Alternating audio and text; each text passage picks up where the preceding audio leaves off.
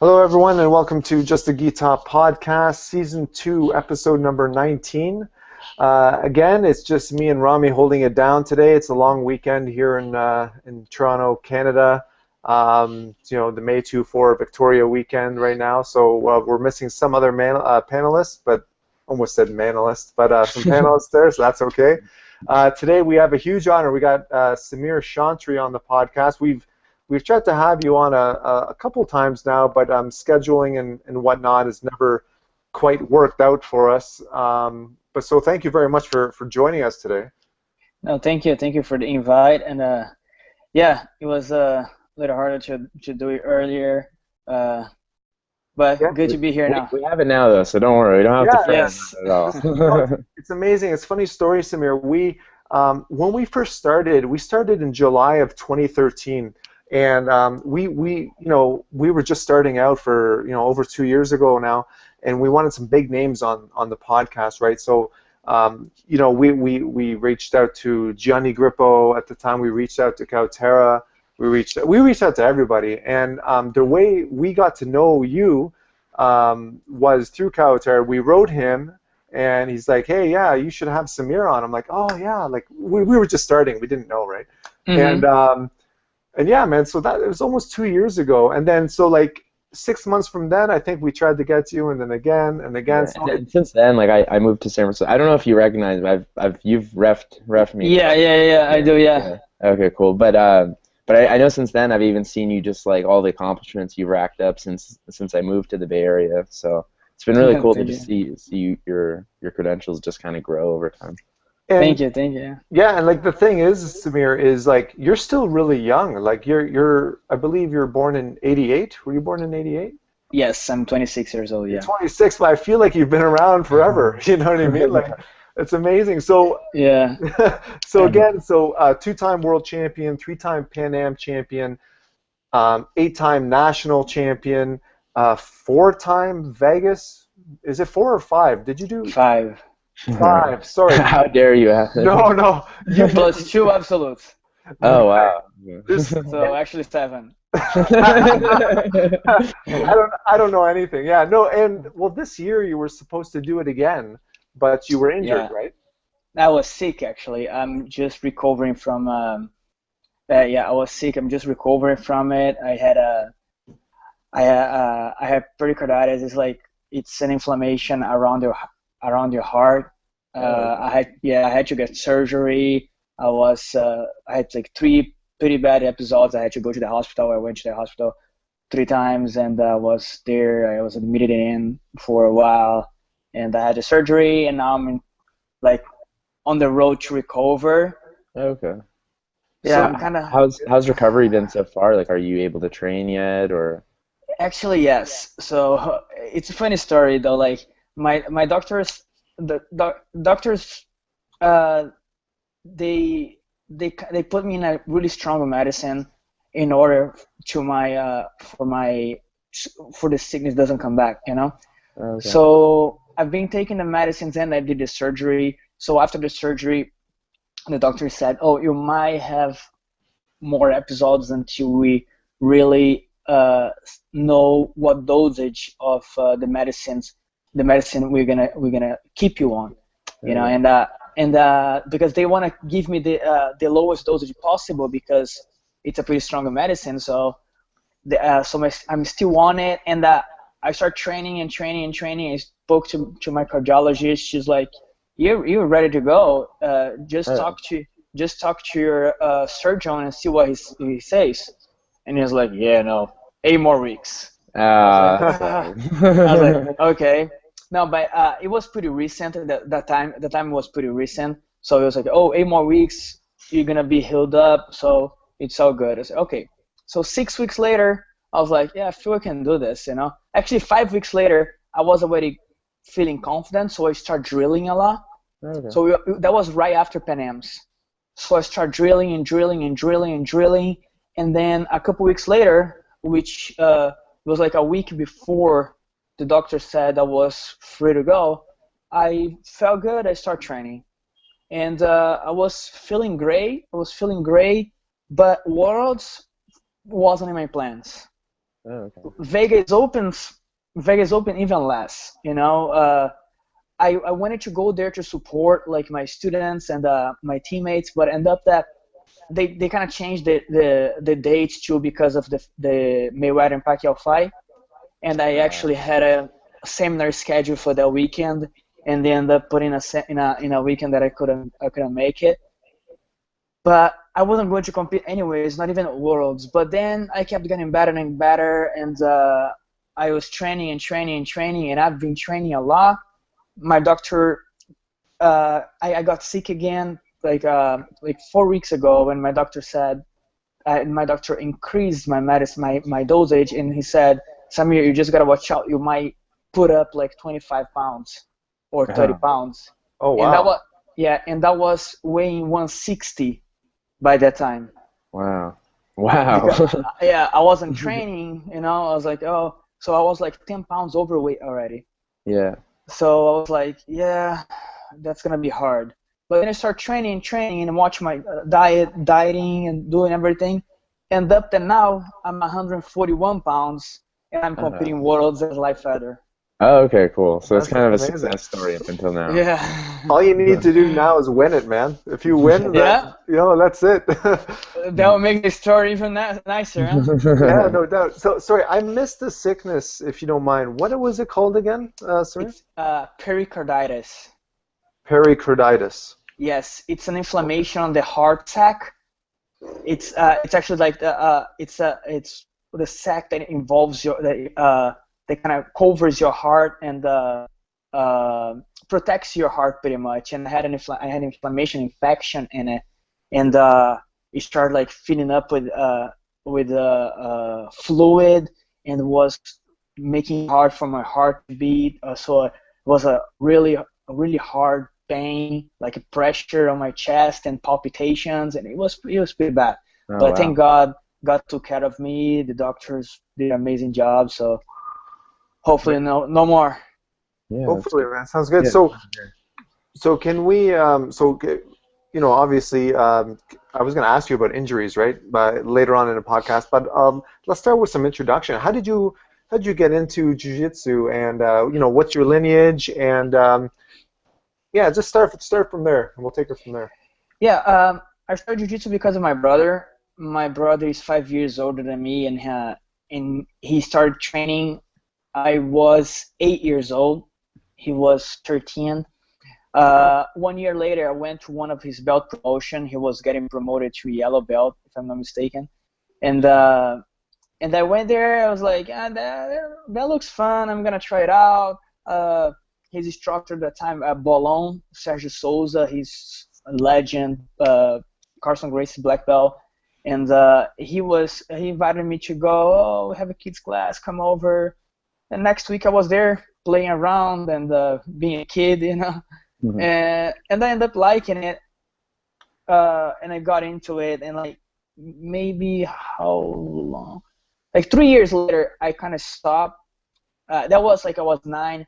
3 years later, I stopped when I was 12 because I was playing soccer, and I stopped for like 2-3 years, and I was like 14 or 15. I got back, and I started training with my instructor Alain Moraes. Do you mind me asking what? Gracie. Do you mind me asking what it was that brought you back at the time? Actually, like I was just doing soccer, but jiu-jitsu was always my thing. I always liked it, and I was always passionate. But I was just like, I'm just playing soccer here. Let me just stick with that. Literally, I needed somebody to push me. That's it.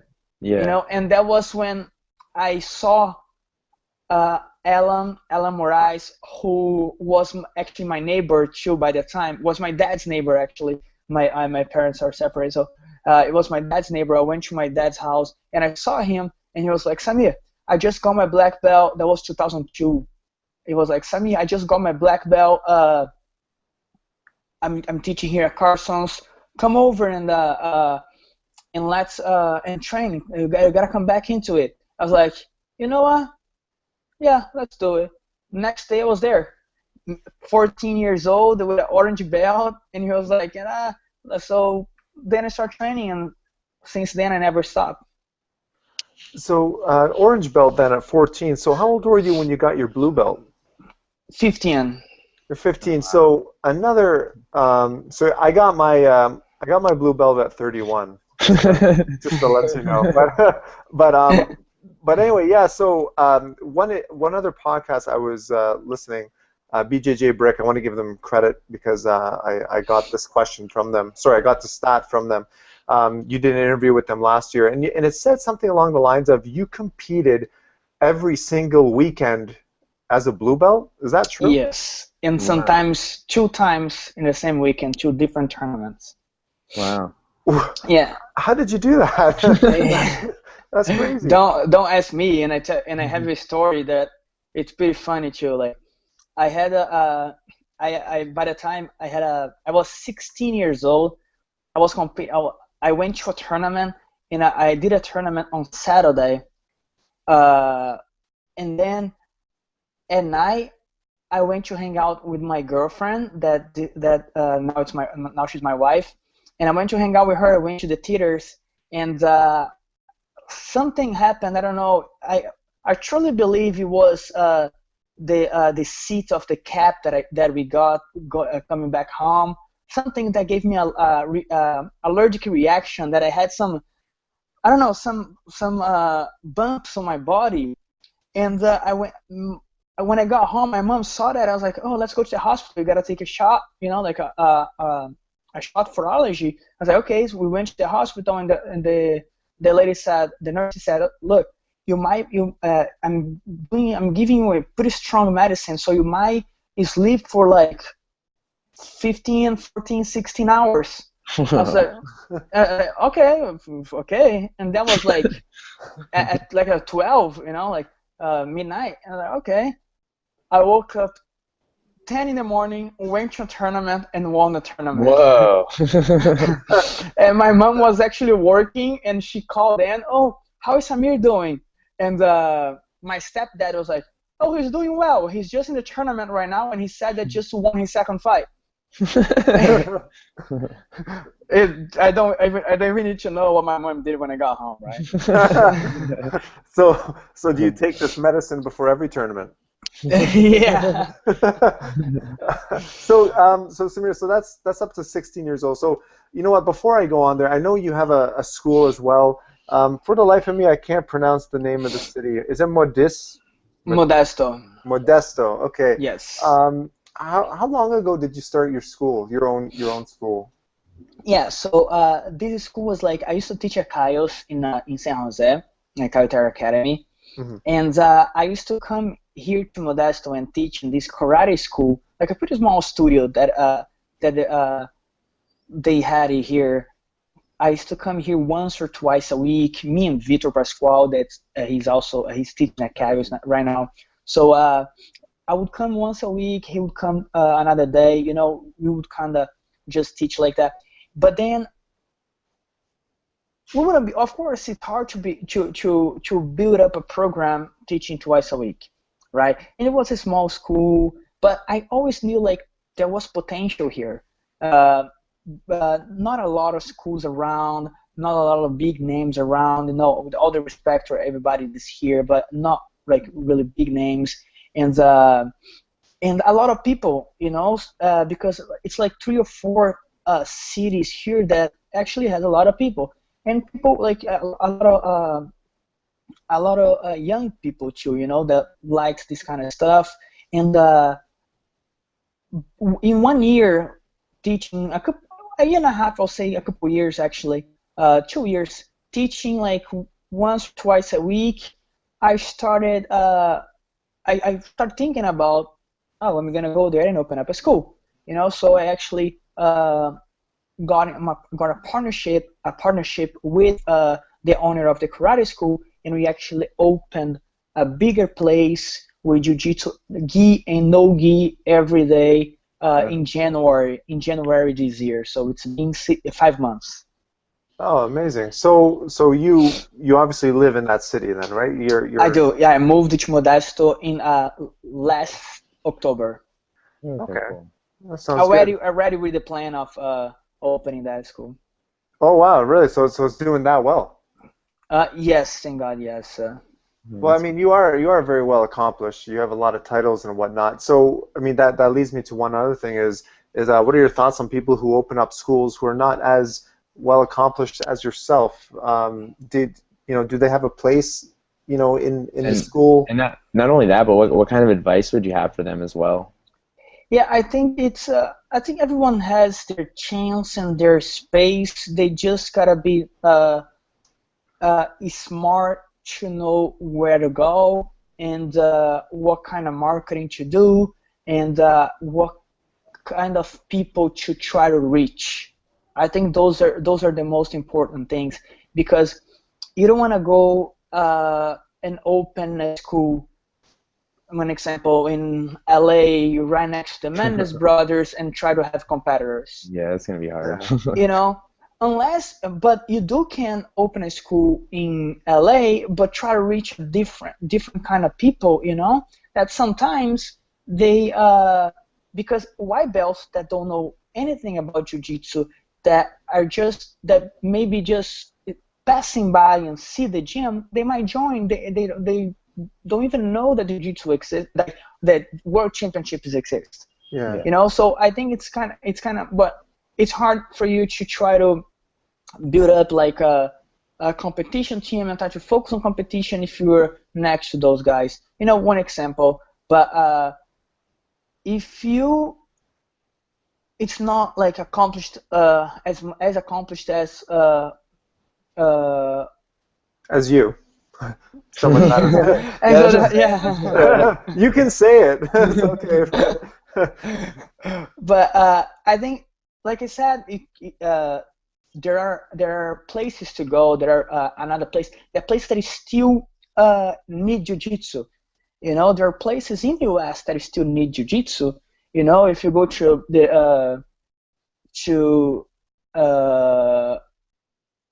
the center of the United States, you're gonna see a lot of blue belts teaching, a lot of purple belts teaching. Even East Coast, like 5 years ago, you wouldn't see a lot of gyms either. Now, people start going there too, and people are going there also because of this. Before it used to be only Renzo, and then now Marcelo Garcia, and then Florida, you see a bunch of guys too. Guys are there too. Yeah, that's true. So in between New York and Florida, it's not a lot of people either. So there are a lot of places to go. I think if you just don't have enough, like a lot of accomplishments, but you can still make the jiu-jitsu grow. You can still open your own school. You can still doing good. But I just think you gotta be smart and do the right thing in the right place with the right people. So yeah, no, absolutely, Samir. So I mean, so this is another question I had for you, just in regards to business. I've always heard people say that if you have a school full of competitors, you don't make money because a lot of the competitors are full-time athletes, so maybe they're sponsored, maybe they're not. So in your experience, are you finding that, is it the competitors? Do you have a lot of competitors, or do you have a lot of casual people who are like, 30, 40 years old maybe, and they're just doing it to get in shape? Like what makes sense, and who do you target? It's hard for me to say that I don't. To be honest, I'm not targeting. Okay. I'm just I'm open to public. Whoever comes, come. And but my style of teaching is a little bit more towards competition, I would say, because I'm a very active competitor. So everything I teach, I try to teach in the way that I would do. Mm-hmm. And the way that I would do it's usually thinking about the competition, but at the same time, my training, it's not the hardest training. I do focus more on technique than anything else. That's interesting. So what, like, because I feel like you're a pretty high level competitor, and you're saying that you focus more on the technique, more like as opposed to just making it grueling and tough. At what point do you think that you do have to do that? Because I mean, competitions, I would say they're a lot harder. I kind of agree with what you're saying. I've been thinking about this for a little while, but competitions, they're very like cardio intensive, and that you get so tired, your grips burn out, your adrenaline goes off, like everything's going. So what do you do to kind of get ready for that in that case, then? Yeah. So what we do is that I haven't planned in my academy yet, but in the future I will. It's a competition class. Okay. I think every gym should have a competition class. But what we do now with my students, we go when we commute to Caius twice a week, and we go also to Queixinhos once a week. So I get me and my competitors. We go and we train with them too. So it's not only like in my gym we do 2 classes a day.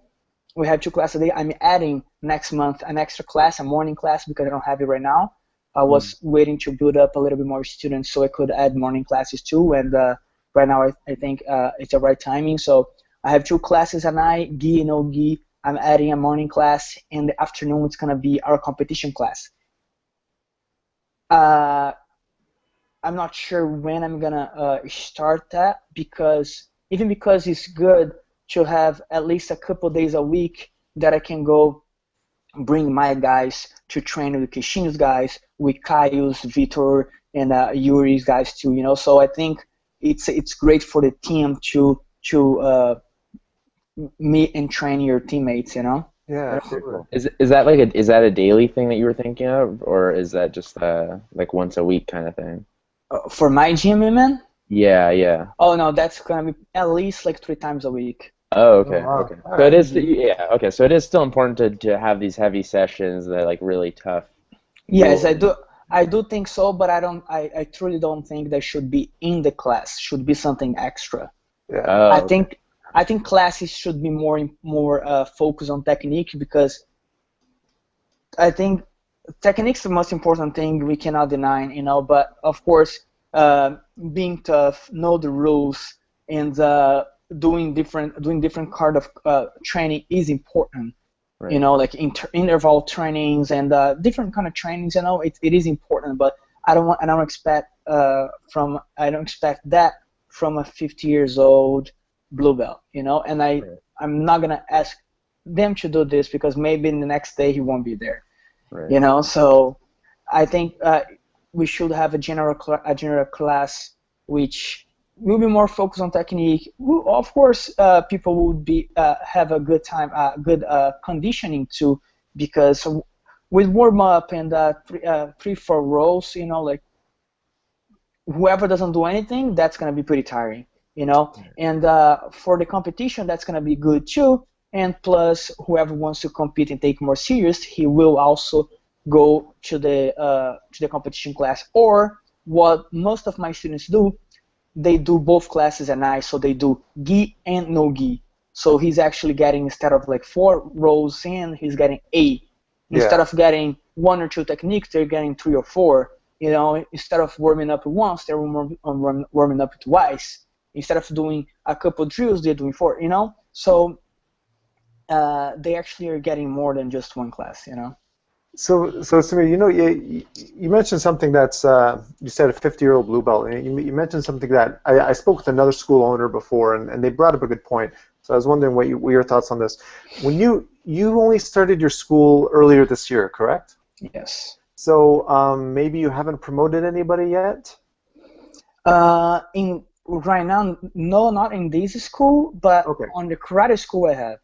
Okay, I told you about, yeah. Oh, okay, awesome. So the question is about promotions. Do you believe in having your students compete in order to earn a promotion, whether they win or lose? Do you want them to, or do you rather just promote them based on their own merit, or based on technique or something? So I guess what I'm saying is, like, would you ever, let's say 10 years down the road, would you promote somebody to black belt who's never competed before? Is that something that the jiu-jitsu community would frown upon, in your opinion, or I definitely would. It's all about. I think it's all about the person's goal. So if it comes to me somebody that says, Samir, I'm passionate about jiu-jitsu, I love the technique, but I have a full-time job, I have 3 kids, I have a wife, I don't want to do this more than once a day, 3 times a week. And I don't want to go to the tournament and just and not have a stamina, not have cardio to finish one fight. You know, I sit behind a desk the whole day. I get here tired. I love the technique, but I just cannot keep up and do four rolls. I cannot go to a tournament to do 4 fights. How am I gonna expect that guy to compete? And I'm like, I would always encourage people. I would still encourage this guy. But if he tells me that and says, Samir, it's not my thing. I love competing. I'm here because I love jiu-jitsu. I want to be healthy. I want that for a lifestyle. But I don't want to compete. You know, he's 40, 50, 60 years old. He's gonna train with me. I'm gonna see and I'm not gonna judge by the training either, because I cannot expect a 60 years old to beat a 20 years old. Right. You know, so I'm not gonna judge him by his sparring either. So I do gonna judge him by his techniques differently than if a 18 years old kid comes to me and a blue belt and tells me, Samir, I want to be a world champion. This guy might even take longer to get promoted than the 6 years old. Mm-hmm. You know, because then I'm gonna besides judging his technique, it's not gonna be only his technique, it's gonna be his results too. Because maybe his technique's good, but he goes to a tournament and he doesn't remember, he gets too nervous, his cardio's not good, and he loses. And then if I promote him, maybe the next time it's gonna be even harder. So do more tournaments, pass this this level of Alzheimer's or you know, all these like being so nervous, or you know, work on your conditioning, work more on the timing of the techniques, and next year he might win in the same belt, you know. So it all depends on the person you are like judging, you know. Right. I think that's what comes out in the end of the day, you know. No, man, that's a really good answer. Like I said, the one school owner I was speaking with said, if you take a white belt or let's say white belt, you know, and you make them compete, they might go out, get beat, and go, wow, I hate jiu-jitsu. I don't want to do this again.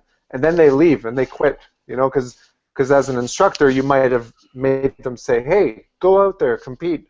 If you want to get your blue belts, you better compete. You know what I mean? So yeah, no. That's a good point. That's a good point. So going into competition, so this is leading to the next topic.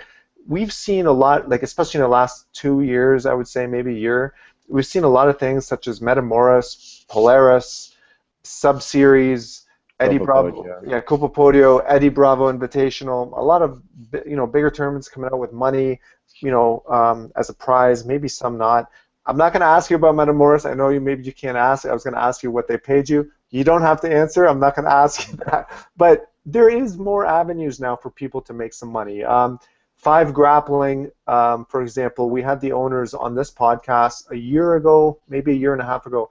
Right now what they're doing a 8-man and 8-woman invite-only tournament, and the grand prize is $10,000.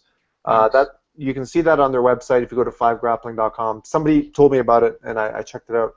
So they're not running tournaments now, but they're going to run like a pay-per-view grand prize of $10,000. So you're seeing money is slowly coming into jiu-jitsu. We all heard what Metamoris was offering Gary Tonin for 1 year. I don't know all the details, but you know there was some big money coming up. So and then of course we have the IBJJF Worlds and Pan Ams where you pay money to go in. So it always surprises me, like you know, like you got a high-level guy like yourself. I'm sure you registered and you paid, you know, $120 or $30, well, whatever it is. I'm not sure.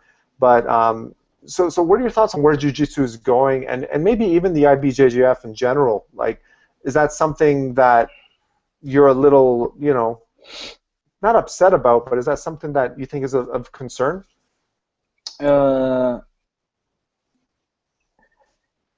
All these super fights and pay-per-view tournaments, they are great for the sport because the more you do, you get some prize money, you get money to compete, you get money if you win. It's great. It does spread jiu-jitsu because it's something like the other day I was here and a friend of mine just texted me, "Hey Samir, I just saw you on TV in Brazil," you know. So that's pretty cool, you know, because that was like I don't know if you guys watched the Metamoris. This last Metamoris, they show like a short clip of like the old Metamoris, and I was there on my preview fight. And like, so that's nice because it's spreading the jiu-jitsu too. You know, it's doing something that IBJJF don't do, which is going to TV, co-reporting the same thing. They are in the TV in Brazil. You know, they're so. Abu Dhabi, the same thing. I went to Abu Dhabi last year, and a couple of days I didn't go to the event. I was in the hotel watching the event on Open Channel. You know, so cool. That's pretty cool, right? So I do appreciate everything. Not like speaking for the jiu-jitsu community, also like we do appreciate what these tournaments are doing and giving the prize money and everything. But I think in the end of the day, I can win Metamoris. I can win a fight in Metamoris. I can win a fight in Polaris. I can win a fight in EBY. I can win. If you win Worlds, it is still the hardest tournament. It's still the most high-level tournaments. And if you win Worlds, you're still gonna get more out of this than if you win any of these other tournaments. That's, you know? so true. Because everybody does talk about the super fights a lot, but ultimately it's like just the recognition you would get from Worlds is huge. You have to go through like a bunch of fights in one day. They're all really, really good guys, like all especially black belt. I mean, any division really has like really, really good guys. Especially now that you have to be qualified to compete, you know? Yeah, like, that's true. Me and my teammates, we were looking at the competitors list, and we were like, okay, so the because black belts is it's divided in 2 days, right? The tournament until quarters the first day, and then quarters, semis, and finals the second day. And then we were like, okay, so who kind of let's see here. Let's imagine the brackets here. Let's see if we can get like the first fight's not that bad, because that's what usually happens. You know, they separate the toughest guys, and then the first guy is usually someone that's not as tough as the like because of the ranking and everything, you know, because of their titles. So, and then we were like, oh my God, there isn't that anymore. You know, everyone that's there, it's qualified to be there. Everyone that's there, it's because they have 50 points or more.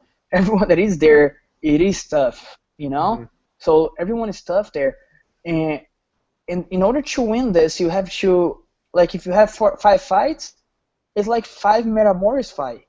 You know, it's like 5 great competitors that you're going against, and you win World Championship. You are World Champion for the rest of your life, and you can get sponsors. You can and you're still gonna be invited for all those other tournaments, you know, that we spoke about. So I think it's still the main thing to win Worlds and Pan Ams, and I think that's why they keep it the way they want, because they know that tournament, nobody's never gonna say, oh, you don't pay, I'm not gonna compete, because they know that they're not gonna say that, because they know winning this, they're gonna get more than winning anything else, and maybe even to get in anything else, they should be winning this, you know. And also one thing is IBJJF, it is stepping up a little bit and putting some pros, some IBJJF pros. That's right, that was last year. They did Rio Pro, New York Pro and Long Beach Pro last year, if I'm not mistaken, and they were awarding like $4,000 for the winner, and the Pro League too. The Pro League I'll kind of compare to these other tournaments because it is invite only. Right. So invite, like, not invite because it's a qualifying, you know. You got to qualify by the ranking. So it's funny though, you mentioned that because I think it was the Long Beach one last year. The competitor list was pretty small. So it's like you get people who complain about there's no money, but then they don't sign up for it. You know. Yeah, like that was my Christmas gift. Yeah. No, it's just funny, man. It's just funny because like people always say, "Oh, I hate jiu-jitsu points, man. I only like sub only." And then a sub only in our area here comes along. Nobody signs up for sub only. Nobody does it. Yeah. You know? Like, people want something to complain about. That's the bottom line. You know, that's the bottom line. Because yeah, your example was perfect. Last year, it was, I think, like December 5th, something like that. Yeah. Featherweight, and it's not only feather because it was rooster, light feather, and feather combined. It's like 155 and below. It was only me and Queixinho, so only me and my teammate. That's it in the whole bracket. You know, $4,000 sounds good to me. You know, worth a trip to LA. Yeah, you had a trip to LA pretty much paid for. Yeah, exactly. So, you know, let's lead up to Worlds here. So we got Worlds happening in maybe a little under 2 weeks now. So you're feeling really well. Your training is going good. Is there anything you can tell us a little about your training, just to wrap us up? Like what a typical day for Samir looks like when he's training for Worlds, or is it like 3 times a day, 6 hours a day, or something like that? Do you do weightlifting, etc.? No, I've done it a couple of times. Like, I was never a big fan of conditioning or lifting or anything. But last year, I will tell you that for 2 or 3 tournaments, I thought it was important for me to do because I was doing a weight class that I'm not very, like, even though I do featherweight all the time, I still feel the guy is kind of strong because I'm a pretty strong guy, but I'm comfortable at 152, 153 pounds. So I need to cut like 1 or 2 pounds a most to compete at featherweight, and people drop from 170. You know, so sometimes I do feel stronger than me. And in Metamoris was one tournament that I did some physical training, and then Worlds I did physical training last year.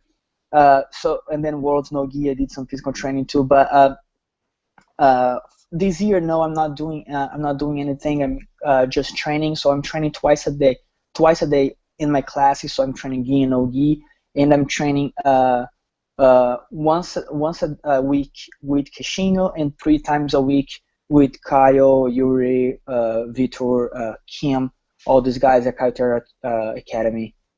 Okay. And final question before we wrap up here. Any big pay-per-view cards that you might be appearing on in the near future? Anything you can talk about? Not that I can talk about yet, but very soon I'll be announcing. I'm talking with a promoter, so I'll be announcing very soon a super fight that I will have in September. Okay. Cool. Nice little clip. Very soon. I will let you know, so at least you can say something in the podcast. Yeah, absolutely, man. Just so that people don't say, "Oh, Samir, it's in the podcast," and that he doesn't want to share things, you know. Just because I can't for now, but maybe like in a week or 2, I'll be able to say, and I will mention you guys. Absolutely, man. That's amazing. So Samir, is there any sponsors you'd like to shout out to? Anyone you'd like to thank before we sign off? Sorry. Is it a big list? No, because I'm also switching sponsors right now, and tomorrow I'll be announcing my. Oh, come on, man! My new sponsor. Okay. Look, you don't have to. First hand for you guys. Okay. I haven't announced anywhere yet. Oh wow.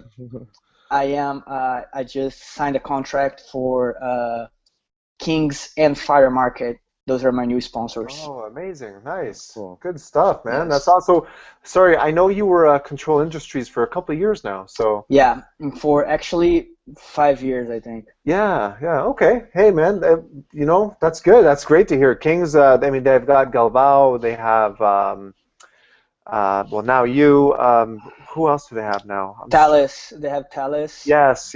Eduardo Thales. I'm trying to think of the booth right now with all the Yeah, big, with all Yeah. the big posters and stuff. So, Yeah. yeah, because it's Munduruka, right? Is it Bruno? Yes. Yeah. Bruno Munduruka, right? That owns it. Yeah. Yeah. Okay. He's owner of both brands, so. Yeah, That's so awesome. it's a big it's a big step up. I really I'm pretty excited about it. It was something that actually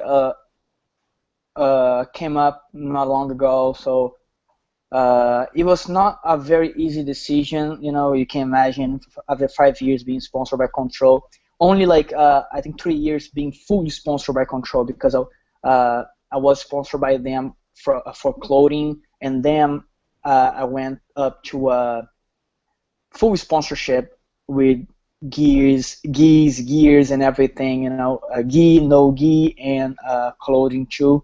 And so you can imagine that it wasn't wasn't an easy transition, wasn't an easy decision to make. But life's made a decision. Life's made a you know, it's a hard decision, but I think I had to go for it, and it's gonna be great. It's gonna be, hopefully, it's gonna be a good year. So I'll be representing.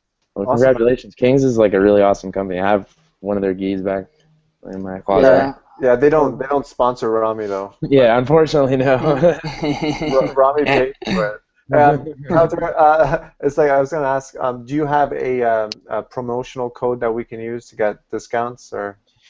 I will. Oh, you will. Oh, sweet. I will have it. Okay, then we'll do that. Okay, sounds good. Anybody else then? Sorry, anybody else besides Kings? Yeah. Also, Superman Herbs.